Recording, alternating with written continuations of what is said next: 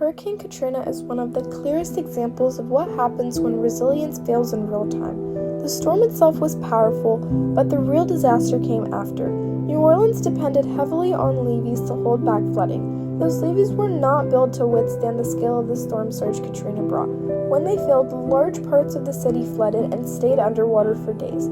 That's where resilience matters. Resilience is not just about stopping damage, it's about whether systems can absorb impact and keep functioning. In Katrina, essential systems collapsed.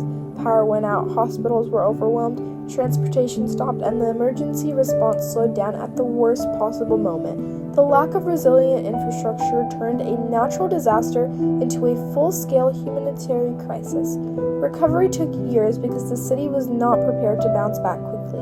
After Katrina, the government focused more on rebuilding with resilience in mind. Levees were strengthened, flood protection systems were upgraded, and emergency management coordination was improved.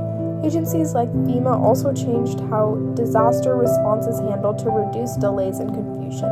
The main lesson is simple. Without resilient infrastructure, disasters don't just cause damage, they multiply it. With stronger systems, the same storm can be dangerous but far less destructive in the long run. Climate change is no longer just an environmental issue. It affects the economy, public safety, and national security. Economically, disasters destroy infrastructure, shutting down businesses and driving up insurance costs. Governments spend billions on recovery instead of investing in long-term growth. In terms of public safety, extreme weather puts lives at risk through flooding, heat waves, wildfires, and power outages.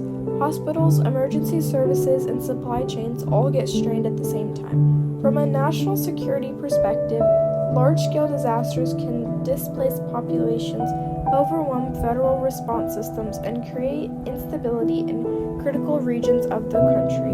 The decisions governments make today will determine whether communities are built to withstand these events or repeatedly collapse under them. Stronger infrastructure, better planning, and faster response systems decide how well society survives future disasters.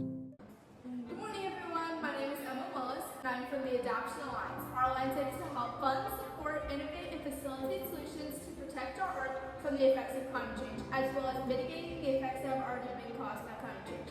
We are the hidden force behind natural disaster relief programs and to help protect our livelihoods from drought, rising sea level, forest fire, unsafe air quality, hurricanes, tornadoes, and so much more. The solution to these effects of climate change is using materials to build housing and other structures that will not be destroyed during natural disasters. This will prevent having to rebuild entire towns caused by these disasters. Democrats see these devastating disasters from climate change as a top priority, while Republicans acknowledge that it is a big problem. They focus more on issues that don't require large funds from the federal government. We are the hidden force behind natural disaster relief agencies and to help protect your livelihood from drought, rising sea level, forest fire, unsafe air quality, hurricanes, tornadoes, and so much more. When it comes to rebuilding America, we have the right leaders in place to get the job done. If your community is struggling with drinking water systems, water resource development, or securing infrastructure grants, look to the Chairman Shelby Moore of the Senate Environment and Public Works Committee. She holds the power to cut through the red tape and oversee the EPA and Federal Highway Administration. And for those localized crises in disaster recovery, transit, and water waste infrastructure, Chairman Sam Graves of the House Transportation and Infrastructure Committee is our point person. He and his committee are driving the policies to make our freight networks, roads, and bridges more resilient. Together, these two champions are perfectly positioned to help us repair, restore, and rebuild our nation.